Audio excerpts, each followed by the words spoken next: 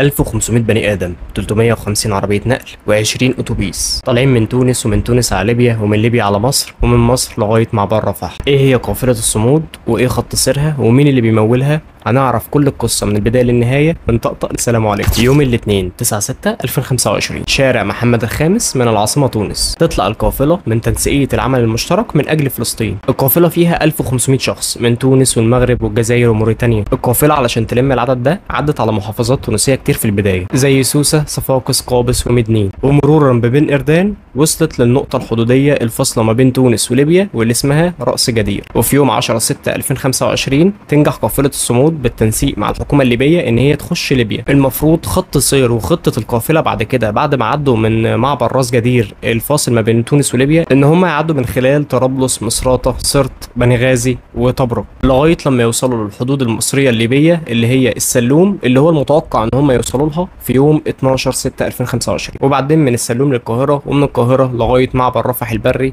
اللي هو متوقع إن هم يوصلوا له يوم 15/6/2025. منظمة التنسيقية صرحت بان القافله دي مش معاها اي مساعدات انسانيه ولا غذائيه ولا طبيه. طب امال هم رايحين ليه؟ هم رايحين علشان يزودوا الضغط العالمي لكسر الحصار على قطاع غزه بالتوازي مع مركبه مادلين. طيب مين اللي بيمول القافله دي؟ يعني احنا عندنا قافله ضخمه زي دي، 350 عربيه، 20 اتوبيس، محتاجين بنزين، محتاجين جاز، محتاجين حاجات كتير قوي، وعندنا 1500 بني ادم محتاجين اكل وشرب ورعايه. حتى الان مفيش اي مصدر بيقول ان في اي تمويل كبير رايح للقافله دي. التمويل ليها كان تمويل بسيط من بعض المنظمات المدنيه في تونس، زي نقابه الاطباء والصحفيين والمحامين. وبعد ما القافله دخلت ليبيا، في بعض المنظمات المدنيه الليبيه بدات تدعم. على سبيل المثال، بعد تصريح الحكومه الليبيه للقافله ان هي تعدي، وبعد التنسيق مع الشرطه الليبيه وقوات الطوارئ، بعد ما القافله دخلت، عندنا اهالي الزواره والزاويه دعموا القافله دي بالاكل والشرب والبنزين كمان. والقافله دلوقتي في طريقها لقطع الساحل الليبي بالعرض كله لغايه لما توصل للسلوم. وحتى الان مفيش اي تصريح او موافقه من الحكومه المصريه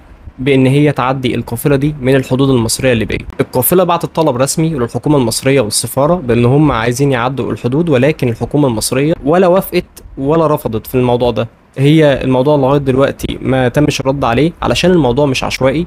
الموضوع محتاج دراسه ومحتاج تنسيق وتنظيم علشان الحكومه المصريه تقدر تتفادى اي تداعيات امنيه ممكن تحصل على الحدود. فيا جماعه الخير، خلاصه الموضوع ده ببساطه، لو الحكومه المصريه قادره على تامين وتنظيم القافله دي، فدي هتبقى ورقه ضغط كبيره جدا جدا في وش اطنان من المساعدات الانسانيه اللي واقفه في الأراضي المصرية في معبر رفح، ومش عارفين ندخلها لقطاع غزة اللي مفروض عليها الحصار. ولكن على النقيض، لو الحكومة المصرية غير قادرة على كل الكلام ده، فما تدخلهمش